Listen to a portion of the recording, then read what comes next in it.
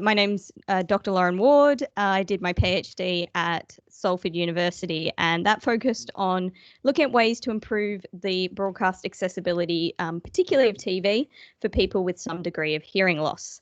As the title slide now suggests, I'm a postdoctoral researcher at the University of York now.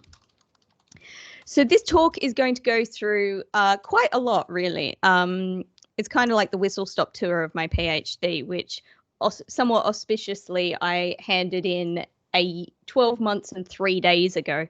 So if we'd had this on the weekend, it would have been perfectly 1 year. And no comment about the fact that I handed in my PhD basically on Halloween. So this is going to go through some of the key concepts, and it's going to start, which is when basically my PhD started, with the idea of the cocktail party effect. Now, this is something that probably of the last 6 months, people have either been experiencing a lot more of or a lot less of. A lot less actual cocktail parties, but a lot more being at home with one's housemates and having loads of background noise. Now, there are a number of strategies that we as humans use to navigate these cocktail party or speech in background noise scenarios. And one of these is using familiar voices. So we will hear our spouse better in high degrees of background noise than we will hear a stranger. Similarly, we do better in a familiar language. So if English is your first language and you're speaking in English with some background noise, you will be able to do so in a higher signal to noise ratio than you will if you're speaking in a second, third, or any subsequent number of languages.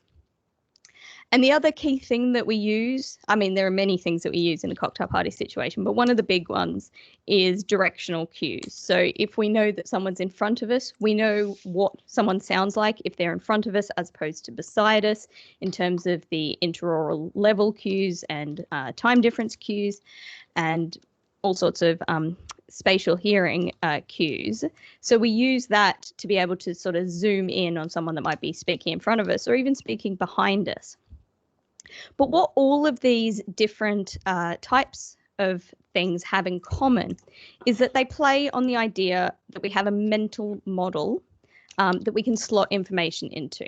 So a mental model or a schema or a schema is a mental representation of what all of these instances of something have in common. So what all of the instances of someone talking directly in front of you or what all of the instances of your spouse's voice have in common, which means if we miss chunks because we're listening in noise, we can more easily piece it together than we can for something that we're just not familiar with. It's essentially a reference frame for our incoming data to slot into. And there are two ways that we develop these mental models. One is a top-down approach, so we consciously build a model of something. And the other is bottom-up. So that's just taking information from our senses and aggregating them and finding patterns in them. And something like directional cues is going to be a mixture of both of these approaches to build the mental model that allows us to hear better in noise. There are some examples that we can take from visual perception, which is a little bit easier to demonstrate.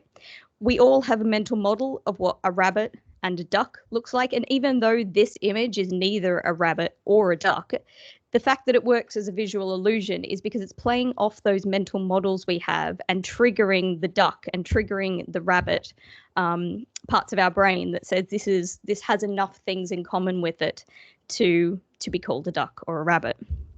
Similarly, it happens in speech. If we've built a nice top-down mental model of The Simpsons because we've watched 300 episodes of it again and again and again, I'm not speaking at all about myself. When Homer Simpson says, if someone, puts the kettle on and we don't hear the next word, it's far more likely that it's going to be donuts rather than bell peppers. Though, as always, you do get bonus points if you can figure out what episode this references.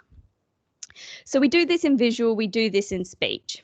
And there are lots of research examples of this as well. One of these being where I started my PhD research, looking at Bilge's speech perception in noise test. And this has two different conditions.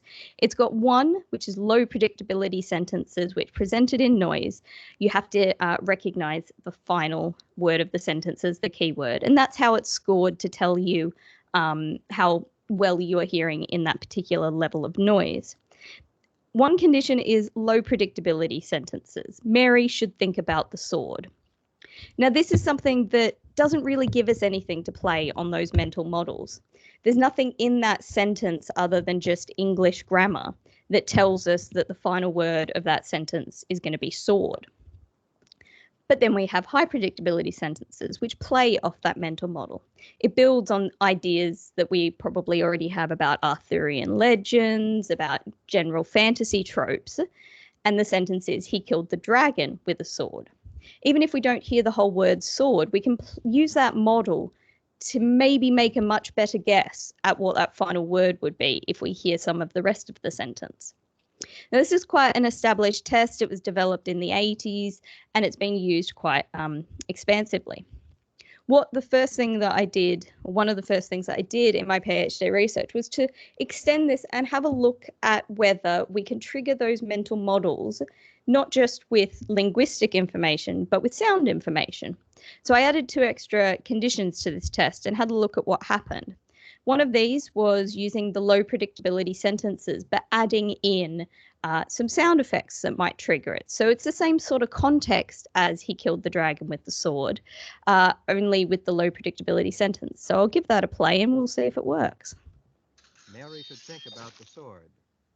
Hopefully that came across. And similarly with the high predictability sentences. So just to illustrate the point. He killed the dragon with his sword. So in that case, you've got both kinds of information. So we were looking at whether that sound information can still trigger the mental model and whether the combination gives you a better effect or whether it's just kind of reaches a ceiling and doesn't give you any more benefit. The results are that, so I'll explain this graph before I explain the significance of the graph. So we've got word recognition rate on the y-axis, and it is basically how many of those keywords you got right for each of these conditions. On the bottom, you've got low predictability, which is LP, high predictability, which is HP. So that's Bilge's original test. And then you've got the 2 conditions that I added with the sound effects. And we can see that the lowest condition, unsurprisingly, is when you've got no mental model other than the English language to trigger. It got 36%. This raised to 62% when you had high predictability sentences, so close to doubling. And then when you added sound effects, you had, I realize I've labeled that wrong. The top one should be without sound, oh no, I have labeled that correctly, my bad. So low predictability with sound effects gives you about the same amount of benefit as having a high predictability sentence, and both of them add together. So that 62% from the high predictability sentence can be increased to a recognition rate of 74% when you add extra acoustic information. So we're giving more information to slot into that mental model so that we can recognize the speech better in noise. And this works for individuals with hearing loss as well.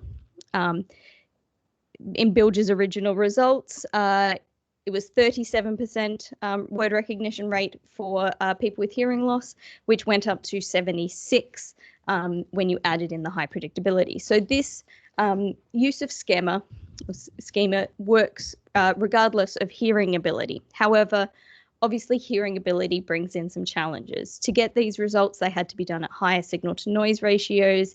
And you've got the problem of cognitive load, that there's a point at which adding that extra information, there's no cognitive processing capacity left to deal with that and make use of it. So the second thing that I did was have a look at hard of hearing listeners and figure out whether there was any benefit for these extra auditory cues. And what was really interesting, so again, we've got, actually this graph's completely different.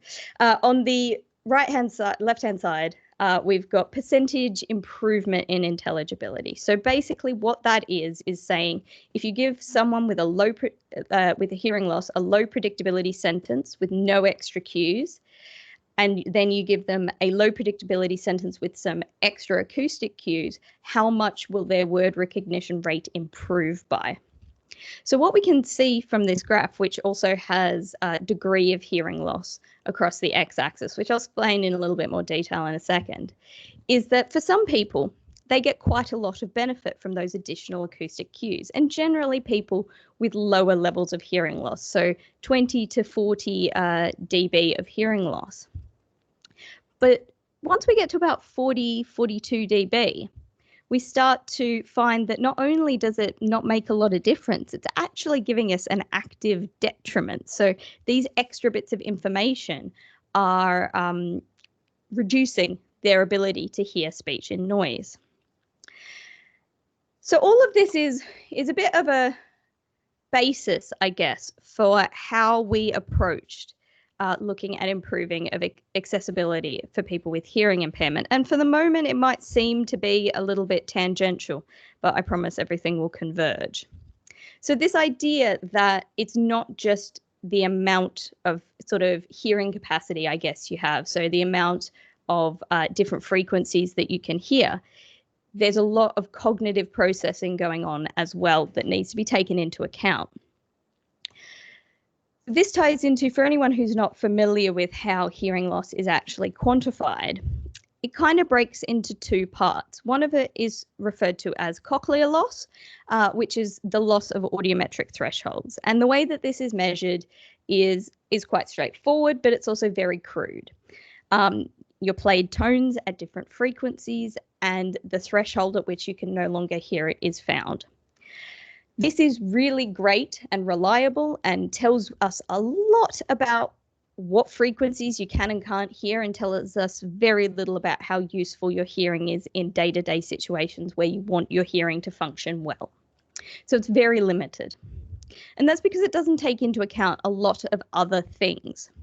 Things like suprathreshold loss, which is kind of an umbrella term for all sorts of different changes in your hearing that can occur.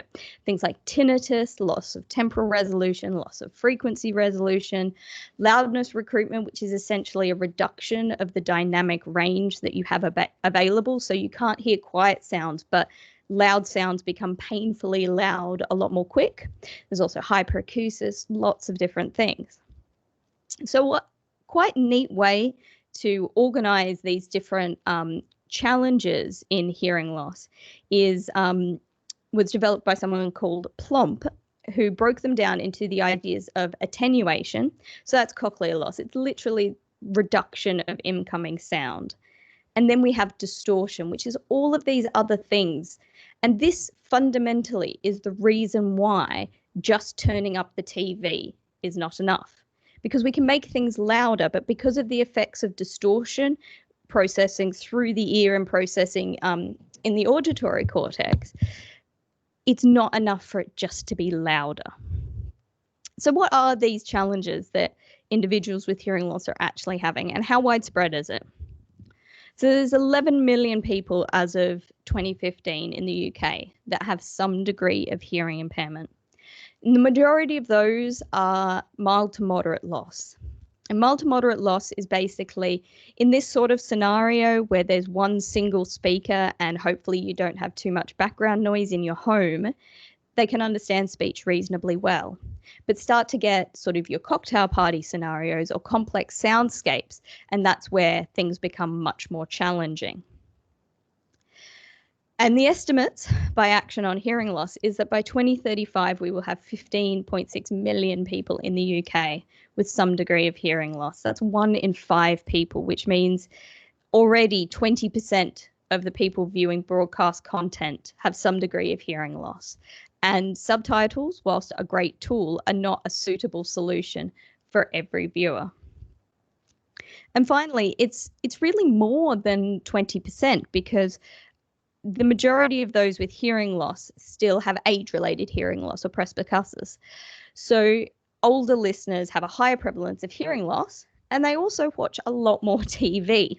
Though I don't know how much these statistics may have changed this year with everyone being stuck at home. But certainly over the past sort of decade, over 55-year-olds year on year watch much more TV in hours per day than any other demographic. So in terms of actually eyeballs on screens, it's a huge amount of the audience that is affected by this. So early on in my PhD, I conducted a survey with a number of, I think it was about 125 normal and hard of hearing listeners. And they identified some of the key issues that they have with television audio. And by far, the two biggest were the idea of getting the right balance between audio elements, so speech and background noise, music, all the other things that are going on, and voices, accents, dialogue, and clarity of delivery, which is a tactful way of basically saying mumbling, which is a perennial thing that keeps coming up. There are also other things like added level of music. All of these were the statistically significant responses. I've omitted the ones that weren't significantly regularly chosen by participants. And we've got various things like sound effects, background sound, television sound quality, choice of shots, whether it shows the actor's face, which is another complexity that COVID is going to bring us, and how we adapt to not being able to lip read as often, and voice processing and equalization, things like that. To give you a bit more of a colourful view of what the challenges were, this is a word cloud of some of the responses to the question, what can you think of a time that you've had a challenge understanding speech on TV? So the larger and more bold that the words are, the more commonly they came up in the responses. So the little sort of bluey green ones around the edge maybe came up a handful of times, whereas smack bang in the middle in big text, we've got drama, along with dialogue, mumble, subtitle, things like that. And it's not entirely surprising that drama comes up as the biggest problem, because in general, maybe setting aside film, which depending on how you draw your lines can be a drama film, drama is the most complex in terms of what's going on in the soundscape. It's not like the news where you've basically got a reporter and a quiet studio. So analysis of these results basically came out to have these two issues. And now we're talking about accessibility in this work. So we're not talking about quality of the production itself, but we're talking about how can we make something accessible that is a good mix or a good, clear production for a large number of people, but doesn't work for someone with a permanent or a temporary hearing impairment. And here by permanent and temporary, I mean, obviously, something like presbycusis is a permanent hearing impairment. A temporary hearing impairment might be listening in a noisy situation or having a recurrence of glue ear or something like that. And these different challenges all parceled into these two different and independent problems. The first being audibility, which is the idea that we need to create good, clear content in the first instance for the majority of people to be able to engage with it effectively. And then having produced that, how do we make it accessible for the people who have different needs to the majority? So this kind of leads us to a point where we know quite a lot about what the challenges are for people with hearing loss accessing television content. We know that they have different challenges to normal hearing listeners in perceiving speech in background sound and making use of the different cues that are involved in a complex soundscape. How do we then translate that into something that's actually useful for the end user and can be implemented into real broadcast systems? And the tools that we use for that are object-based audio. And as promised, we have cake. Some people will have seen these slides before, but looking at cake is always good. So we have traditional broadcasting. Traditional broadcasting, linear broadcasting as we've got it, even video on demand, is fundamentally a fixed, finished product. It's a whole cake, and if we like the cake, that's great.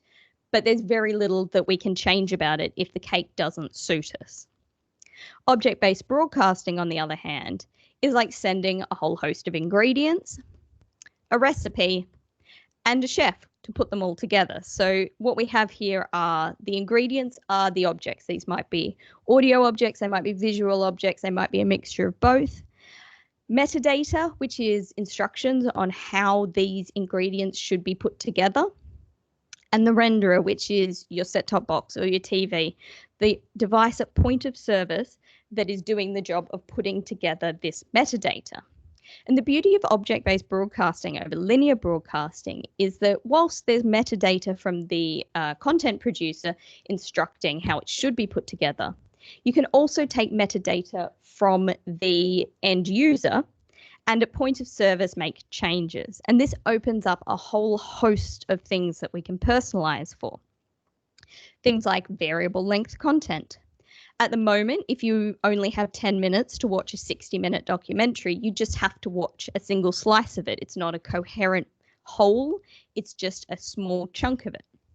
But with object-based broadcasting, we can instead make that single slice of cake into a cupcake, something that's smaller but is a coherent whole, because we can take the different chunks of the program and make a narrative arc that makes sense but in a shorter time frame. We can also adapt for the technology that an individual has at point of service. So if they've only got mono reproduction or stereo, or maybe they're lucky enough to have 5.1 or 7.1, or maybe really lucky with 7.1 and a couple of height channels. All of these things, rather than having to downmix or upmix, we can just render them correctly at point of service.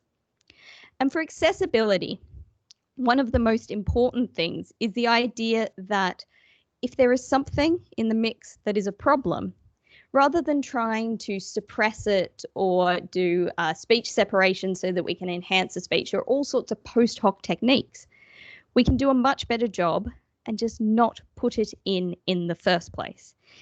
Instead of baking a cake with raisins and picking them out, which is clearly not an optimal solution, we can just not put them in the first place. And this is really powerful. So there's quite a lot of work that had been done before I even started my PhD on this. So I'm about to go through some of the results from Ben's work that kind of set the groundwork for where this went. So how can we use this object-based broadcasting to improve accessibility? The first sort of big trial of an object-based approach to personalisation for accessibility was a collaboration with DTS and Salford. It used sort of object classification from the S3A project, and those objects were classified, they ended up being classified largely on their sort of physical characteristics, so things like background, speech, music. And it explored user preferences for how these object categories are mixed. The interface looked like this. So it was basically, you had the ability to mix the different stems, music, dialogue, foreground and background, and you also had control over the master volume. You could change the relative levels, all of this using a remote control from the menu. And the results of this were overwhelmingly positive. People really, really liked it and wanted to have it in their home. But one of the challenges was participants balance the sounds vastly differently. So any sort of simplification of this scheme is quite challenging because people didn't seem to agree on what they wanted turned up and what they wanted turned down, except for the fact that all participants did turn the speech up at least a little. And the main take home that we can take from this is that any solution that we have for accessible audio needs to operate in a range so that people can find the spot that works for them. We can't just transmit a so-called clean audio stream or a dialogue enhanced stream that just has one balance, because one balance doesn't work for everyone. The problem, though, with taking this classification of dialogue, music, background, and foreground sound is that something that might fall into, say, background sound, the sound of a monitor beeping in a scene from Casualty, doesn't always mean the same thing within the narrative. In some instances, this beeping monitor, which is spectrotemporally always the same sound, can sometimes be there with the purpose of just conveying the ambience of a hospital and setting the scene. Whereas it might convey at a later point an important plot point where the patient might be not doing so well, going into cardiac arrest, things like that. Now, obviously, it's going to change speed, but that fundamental spectrotemporal characteristics, which would land it probably categorized as background sound, are going to stay the same. And one of these sounds we can probably afford to lose if we've got a hearing impairment and we need to make the mix a bit more sparse. But the other is an important part of the plot that we really don't want to lose. So how can we ensure that the creative, which is basically the question that underpins the rest of this talk, is how can we make personalization intuitive and easy? So something that's like a simple slider rather than having to change multiple different sliders in the menu. But by doing so, still retain the content's creative integrity. Now, to begin, at least, to answer that question, I'm going to take a little bit of a detour through Gibson's theories of affordances. And I'll just give you a moment to read that quote while I have a bit of tea. An affordance of the environment is basically what it offers the animal. And by animal here, we mean basically any living creature existing in a space. What it provides or furnishes, either for good or ill. It implies the complementarity, which is a nice word, of the animal and its environment. So basically what it says is we can look at things not by their physical characteristics, but what they offer us. To give an example, so Gibson tends to use the cat on the mat, but I'm going to use the dog on the rug.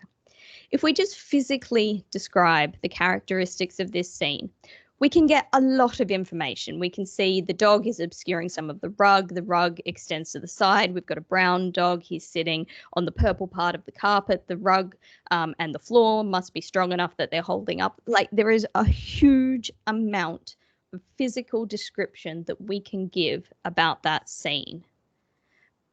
But not all of it is useful. In fact, most of it is not useful.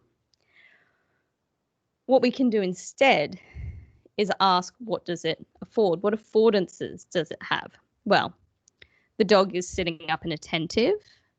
If he's alert and protective, that might afford us protection if we were in the room. His eyes are also quite wide and skittish. Maybe he's easily startled and won't afford us the opportunity for, some nice pets. We can then take this idea of what, the environment affords the animal and translate it into the idea of television and the narrative and ask the question, what does the object, in this case, we're starting to move towards more an audio object idea rather than an animal in an environment, and ask, what does it afford the viewer? So the dog is sitting up and attentive. So maybe that gives us the information that someone is approaching from out of shot. And it's not just what we visually see, but what we hear. So if the dog is making a noise like this, that might afford us some information that another dog is present or an intruder is present. Similarly, if we hear the dog sort of whimpering and whining, maybe he's alone and he's realized he's got the opportunity to get up to mischief. All of these things are adding extra information. They're affording us knowledge about the narrative without actually giving us any more visual information. And I think the best example of this idea of pretty much any movie or television content is the idea of Jaws and the music that is in the background of Jaws. Because with that music, it affords us quite a tense, fearful sort of feeling and really gives tension to the movie. Without it, it's a rather absurd mechanical shark. And if we have music in a background category that can be turned down and we're saying only the speech is important for increasing accessibility, we've just ruined one of the most sort of iconic scenes from all of film. So how do we balance these different aims of making things more accessible, but retaining the actual crucial storytelling elements. And this brings us to the narrative importance control, which is kind of the centerpiece of what I worked on in my PhD. And it leveraged this idea that not all sounds have the same importance in a mix. So rather than categorizing things on physical characteristics, we can instead be, in the words of Gibson, released from this philosophical muddle of fixed categories and instead go by what they afford us. So we've got all these object-based media assets. They're our ingredients. We then need to get our metadata, and we get that from production teams. And the metadata we get is not, is it speech or is it music, but it's how important is it to telling the story. So something like dialogue, still speech is almost always essential, but depending on the content, the birds might be low because they're just ambience, or if it's a documentary about starlings, that is probably quite a crucial part of the mix. Then by having these different categories, we can move to, this sort of illustrates in a little bit more depth the 4 different levels of the different audio categories. So we've got the essential, which ended up being always dialogue, so that you can always get a clear dialogue track. But things in the high importance can vary. If it's a whodunit, it might be a gunshot. And the title music is also of high importance because that's quite a useful cue, whether it's branding of a program or to remind you that your show's back on after making a cuppa. Things like music that are just there, medium importance, and more ambient things of low importance. And then what we can do with these different categories is have a single sliding scale. So that's the single slider for the end user. And we can treat these different categories differently across this range of mixes for an individual. So at one end of the scale, on the left-hand side, we have the original TV mix. All of these objects are in there at the same level that the production staff had put them in there as. And at the right-hand side, we have the most accessible mix, which obviously is not going to work for absolutely everybody, but at least gives a much wider range of choice than previously. And this accessible mix has varying attenuations and gains on these different categories. So essential gets turned up by 3 dB, so you get a boost in those. You get high is static throughout. And then for medium and low, you have varying degrees of attenuation, 12 and 48 dB respectively. So by the time you get to the accessible mix, you've got boosted dialogue, you've got the high importance sounds that tell parts of the story still high in the mix. And then by the time you've had 12 to 48 dB of attenuation, if you've got quite a high degree of hearing loss, you've basically removed those elements. So you've massively simplified the mix whilst ensuring that the story is still effectively being told. And then you can move between those two extremes depending on what you feel like, what you need at that given time, just what you prefer.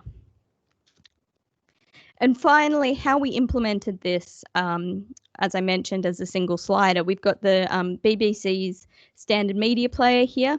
And at the bottom, we just added another slider nearby to the volume control, and you could slide between the accessible mix, which is now on the left, through to the TV mix, and you could find the spot that works for you. It's 101 weirdly point scale.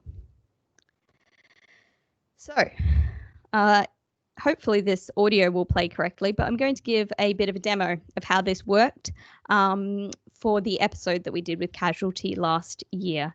What you'll hear is an outdoor scene first, and you'll notice that the control is moved up and down.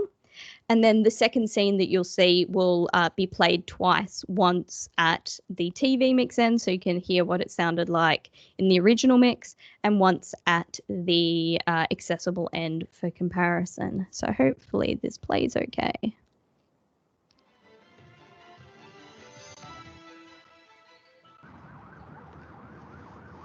You're no good if he grabs the police. He won't. He did it. He almost got the phone. He's cool. Means he's in, right? Wrong. And we're still getting used to you. What junk would like? But he's your problem. Yeah. Fracture, query fracture right ankle. It's got abrasions and bruising to right flank. Fracture, query fracture right ankle. It's got abrasions and bruising to right flank. So as that just short couple of clips hopefully illuminates, there's in that outdoor scene, there's a lot of background sound which would easily get in the way of the speech, but isn't essential to telling that story. You can see from the visual elements that they're outside and what's going on. It adds to some of the immersiveness and ambience, but it's something that can afford to be lost. It doesn't have as much narrative importance as the speech. And we can see in the indoor scene that there's actually quite a large bang as the trolley hits the wall that overlaps the speech. And this is something that would definitely get in the way of speech understanding. But given the context, we already know he's being wheeled into a hospital room. It doesn't add any extra information, whereas there are other sounds that are attached to direct interactions with the patient that have a lot more importance. Don't want to get that again. So I'm now going to dive into the trials that we did with Casualty and what we learned from both the production staff as well as from the end user trials that we did. There were 2 episodes that we did with Casualty, one last year and one this year. It allowed us to really develop and refine the production workflows as well as I mentioned, survey people, both production staff and end users. So the production staff we surveyed, a number of production staff as well as working with Casualty. We got 33 responses, which averaged 21.8 years of experience, which was it was perfectly normally distributed. It was beautiful. So we've got a really strong cohort there that has both inexperienced as well as highly experienced people through the industry with a variety of roles. So even though it's only 33, we can be reasonably confident in the results that we got from this survey. And we asked a number of questions. First off, we asked how they would feel about the audience being able to control the volume balance of objects in the mix based on their listening needs. So basically, how would they feel about the end user control having the having the narrative importance slider? And overwhelmingly, production staff were happy with this. The idea that this, if it makes the content more accessible, that it's only a good thing, that it can, if they can reach more audiences, that's only a good thing. There's a bit of the perception that production staff can be a bit precious about their art. And I mean, that is something that happens, but overwhelmingly people tend to want to get their stories out to more people, rather than being so worried about the exact balance of different audio objects. We also found that almost 80% of people felt that this 4-level approach was appropriate. And really reassuringly, we found 100% felt that the concept of narrative importance made sense with how they mix already. So we built on these fundamental ideas of storytelling and mixing rather than trying to work against them. So that was really reassuring in the results.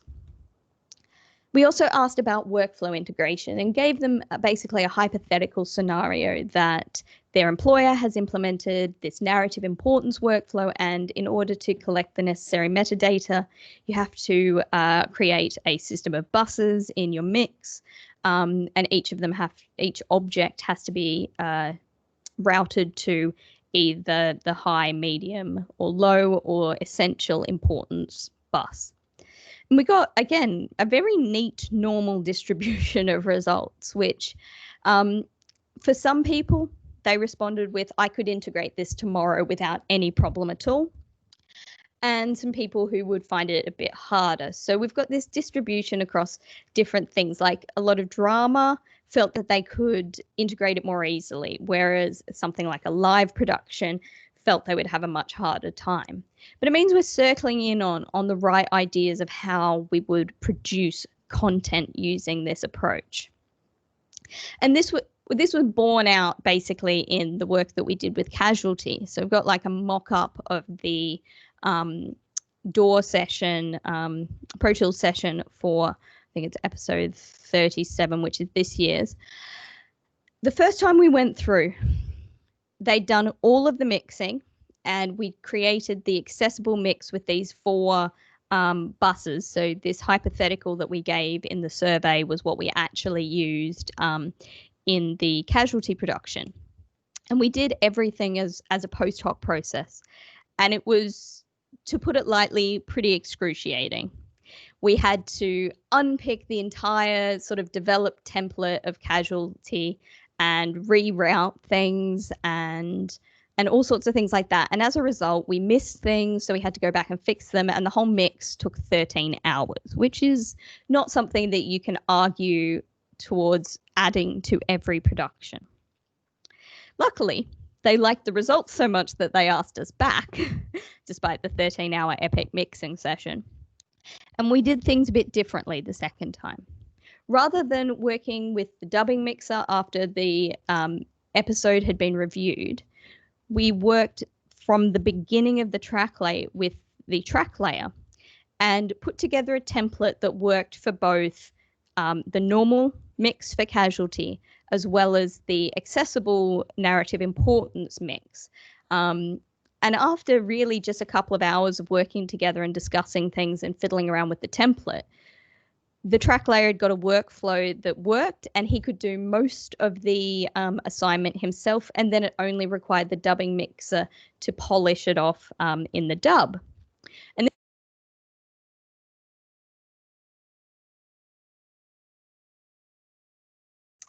You've just muted yourself, Lauren.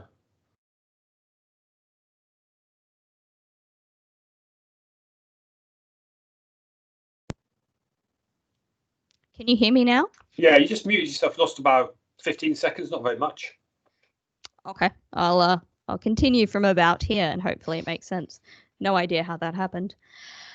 Yeah, so luckily, developing the template with the track layer happened before lockdown, and it allowed us to, that 13-hour mix session could never have happened remotely. That was 2 people fiddling around with desks and cables for a solid 13 hours. But this time around, because we'd set it up in the right part of the production process, the dubbing mixer could complete the final accessible mix independently, and it was just a couple of emails and a small review was all the support that I needed to give her.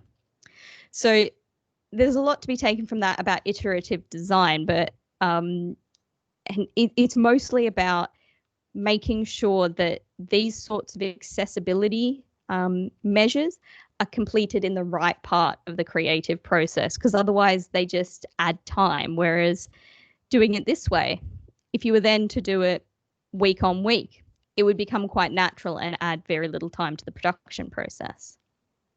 Now, for this section, I'll leave you with a quote from one of the survey participants about their description of what they feel accessible and personalized audio like this could do for the content creator.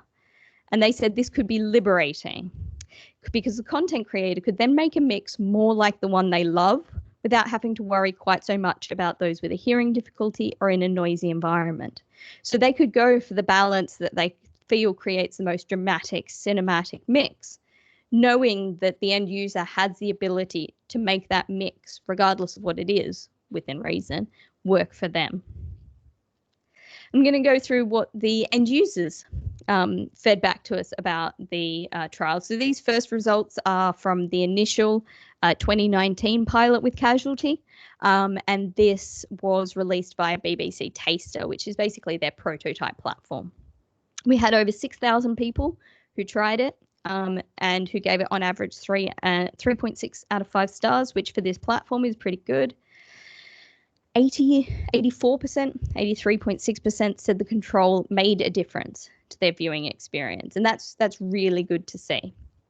Interestingly, we also found that under 35s were significantly more likely to give it 5 stars. So as I mentioned earlier, the split with individuals with hearing loss tends to be skewed towards older listeners. But even these younger, mostly normal hearing listeners thought that this tool could give them some value, which is really nice. 73% said that it made the content either more enjoyable or easier to understand, and an overwhelming 92% wanted to see more stuff like this. So that's a really solid response that there is appetite for this kind of audio personalization at the end user. We also, actually, after my PhD, extended some of this exploration into the actual user interface study. I did promise penguins. And we did a study with normal hearing listeners, and we were going to repeat this with hard of hearing listeners, but again, somewhat sidetracked by lockdown. And we presented them with 3 different types of interfaces. We had the 10-point slider, which is much more akin to the narrative importance slider that I've been talking about. We gave them 3 static options, so high, low, and off. And we also gave them an on-off control. Now, this was just doing dialogue boost, not the full narrative importance mix, but it still gives us a really good idea about the way in which people want to interact with technology like this. And what we found was that for drama and documentary, people had significant preference for this slider. They wanted a greater level of control to find that spot that works for them. For sport, there was still a little bit of a preference for having more options, but it was a bit more varied.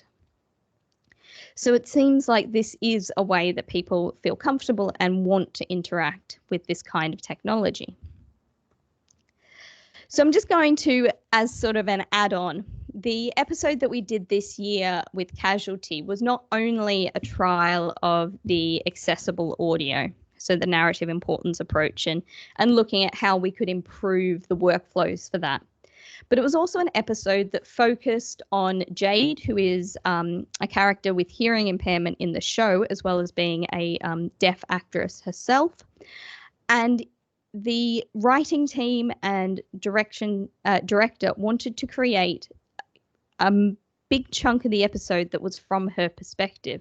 So we actually worked with them to create this, what is termed colloquially now Jade's world, which is how she hears the world. So I'm going to go through some of the cool stuff we did to make this episode happen. So we did some immersive audio in the broadcast version itself. And by immersive, I don't necessarily mean, you know, spatial and high order ambisonics or anything like that. Immersive as in something that really engages and captures the audience in a way that standard broadcast audio maybe doesn't. We also produced some additional immersive content for the episode. So this is, I love this shot. This is a KU100 binaural head strapped to the top of the camera rig for the episode of Casualty. And what really worked when we were trying to bring together these immersive and accessible ideas with also the sort of branding and ideas around how Casualty sounds, came to, again, being involved in the right part of the creative process. We were invited to sit down with the writers before the episode was even written to talk to them about what could be done with the audio so that they knew where they could take their creative ideas and make sure that it could be backed up by something that can be actually delivered to the end user. There were on-set trials with the binaural head, and funnily enough, the binaural head really wasn't used for spatial audio, but it was used to create and capture ambiences that were more akin to how someone would hear on set, so coming from multiple directions rather than more sort of directional microphones, which is what tends to be used more often for capturing things like dialogue and voices on set. You can hear, and the episode has about a third of it that's from Jade's perspective, both with her hearing aids in and without. And one of the things that we did to create quite realistic audio from her perspective was then taking all the dialogues and re-recording them with the binaural head with hearing aids in. We also made use of some hearing loss simulators for the scenes where she didn't have her hearing aids in. And we actually had to then still use some aspects of sound design because we don't truly know what tinnitus or hyperacusis sounds like for an individual. So we just had to get creative and take the direction from the director, who himself is profoundly deaf, to get the ideas of how it should sound. And we also produced a Binaural Promo, which was a full 3D sound 60-second clip. And for this, we used the 3D tune-in to simulate the effects of hearing loss on spatial hearing, as well as just like level and clarity. And this was quite a challenge, because something that we released this on Twitter, and it needed to be authentic, but at the same time be, I guess, accessible to an audience that may not be willing to listen to 60 seconds of the full level of what hearing loss can do to how an individual hears the world. So creating that balance of authenticity and storytelling was really fascinating. And this because this was a lot of fun. So the actual recording of the dialogues with the binaural head with the hearing aids in had to happen under lockdown. And you can see my attempt at a semi-anechoic hallway, which basically involved dismantling every piece of soft furnishing I owned and padding up the hallway because it was the smallest, most controllable space. And yeah, the binaural head has the hearing aids in. No one could get into the bedrooms because I'd blocked them up with acoustic padding.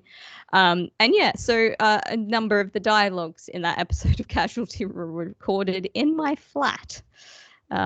Which was pretty fun.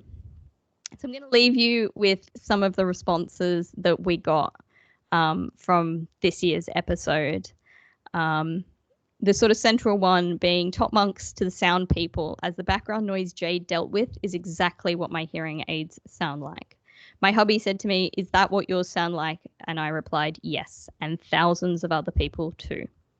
So it was that being involved right from the beginning, working with writers and directors and actors who all had lived experience of hearing loss, and using as many tools as at our disposal meant that we could capture this really authentic soundscape of what Jade's world sounds like. Now, all of these, well, not the first episode, but this year's episode and the Binaural Promo are both online, and I will tweet both of these links or email around both of these links at the end of the presentation, so you can go have a listen and have a watch for yourself. And finally, I want to leave you with this thought, because I think it really neatly sums up why we do accessible audio, why this sort of work matters. And this came from a focus group participant who is hearing impaired, and she said, "Things like audio personalisation put us back in control. We are in charge of what we hear, and I think that's quite empowering." So thank you. Thank you to you guys for listening, to Ben for putting up with me for 4+ years, to the huge amount of people that were involved with all of the work from the S3A project, to the people of R&D, to Casualty. There's been a lot of people who made all of this happen. So thank you. Not everyone's unmuted, so your round of applause is a bit low key for what it really should be like. Yeah. I think as Josh says, that was brilliant. That was a really amazing. I mean, what a journey to have gone on, and what amazing impact to get out of a PhD. It's really impressive. Some of us have got to shoot across to another meeting, but I think we should carry on for questions for those who can stay around. There's more thank yous on the chat, one from Bill coming up there, Lauren as well. So does anyone have any questions? I think with a small enough group, you could probably just unmute your mic if you want, or you can put something in the chat box if you would like. I can't see you HH, but please. The audio personalisation. Hello, can you hear me? We can. You were breaking up. Jump in. Okay. Well, you said about the personalisation. Is that offered by the provider, or is that something can the end user like have it regardless of the provider of the service? So essentially it needs to be offered by the provider, because it comes down to having the content in a format that you can then make those changes. So if you've got an object-based broadcast, that then opens up the ability for an end user to potentially change more things than are necessarily offered by the broadcaster directly, but the broadcaster's got to deliver it in that format in the first instance. And that's not very common yet. But it is becoming increasingly common, so there's some hope there. Okay, well, thank you. Thank you.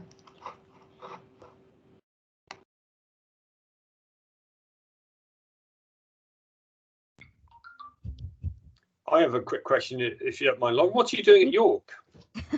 That was so, an accusatory, like, where have you gone away? I know where you've gone, but what's the job about?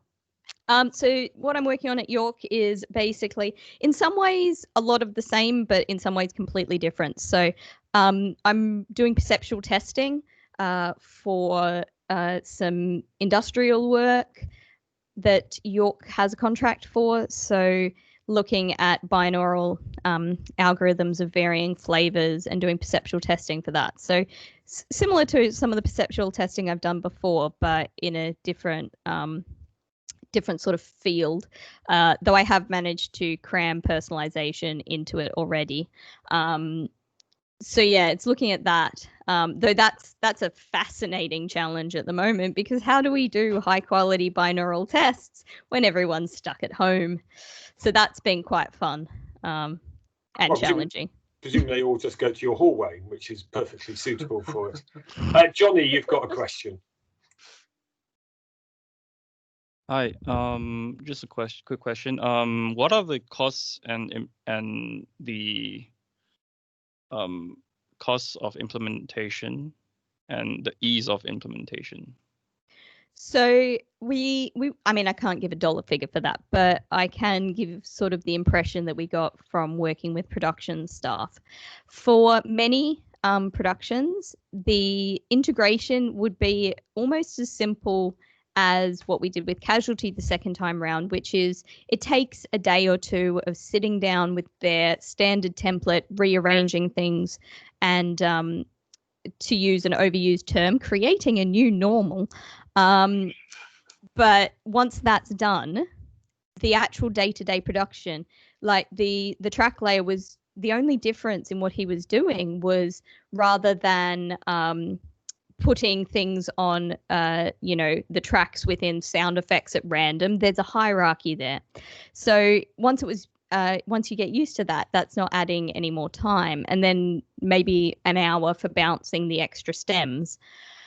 In terms of distribution of this sort of thing, there's obviously some development work for, if say iPlayer wanted to implement this, there would be some human hours of development work that would be needed. But with content on demand and over IP, implementation of this is a lot easier. Doing it for traditional broadcast over terrestrial services, that's probably got the biggest amount of effort that would be involved in doing that.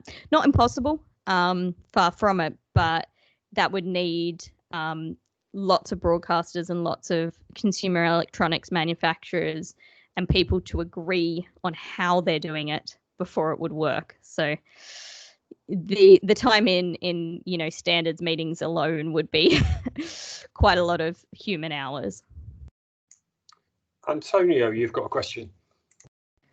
Thank you, Lauren, for such an interesting presentation. It was really good.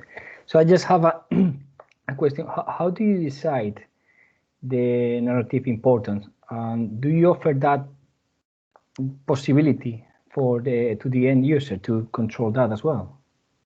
So the way it's decided is by the content creator, and that's kind of fundamental to the idea that what is important in one piece of content is different to what's important in another. And not only that, we actually got all of the people who participated in the survey to do assignment of different audio objects for a piece of radio drama and compared it with the original producer's assignments of importance. Very little correlation at all. Completely different views on what's important. Not like there's some key things that they agreed on, like dialogue and certain things, but there's a lot of individual creativity that goes into making that decision. So for that reason, it's more limited to the producer that makes those decisions, and then it kind of gives a range for the end user to navigate around and find their sweet spot within that range that the producer has given them. Does that answer the question? Yes, thank you very much. Cheers. Well, thank you once again, Lauren, for your great talk, and it's great to hear from you, and good luck with your work up in York.